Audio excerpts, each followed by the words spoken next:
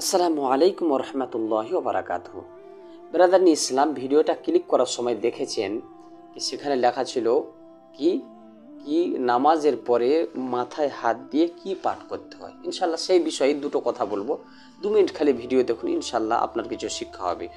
দেখুন, আজকাল আমরা অনেকে আছি, যখন নামাজ শেষ হয় তখন অনেক মানুষ এভাবে মাথায় হাত দিয়ে দিই না। তো এই হাত দেওয়ার পরে কি পাঠ করতে হবে এটা জানার বিষয়।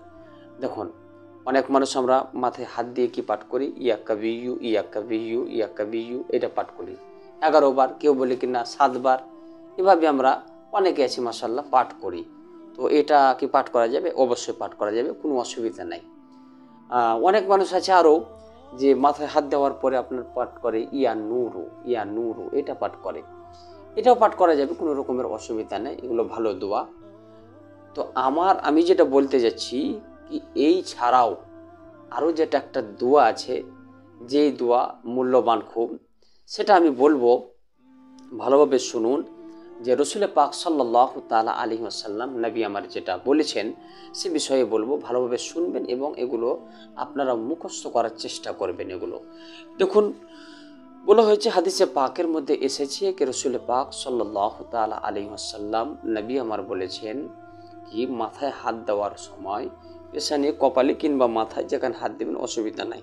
তো হাত দেওয়ার সময় বলা হয়েছে কি পাঠ করবেন, ভালোভাবে শুনবেন। আল্লাহুম্মা আযহিব আন্নিল হাম্মা ওয়াল হুজনা, আল্লাহুম্মা আন্নিল হাম্মা ওয়াল হুজনা। এই যে দোয়াটি, এর মানে কি, খুবই সুন্দর মানে, ভালোভাবে শুনবেন। এর মানে হলো কি, আল্লাহ রব্বুল আলামিন তুমি আমার টেনশনকে, চিন্তাকে, দুঃখকে তুমি দূর করে দাও। সুবহানাল্লাহ।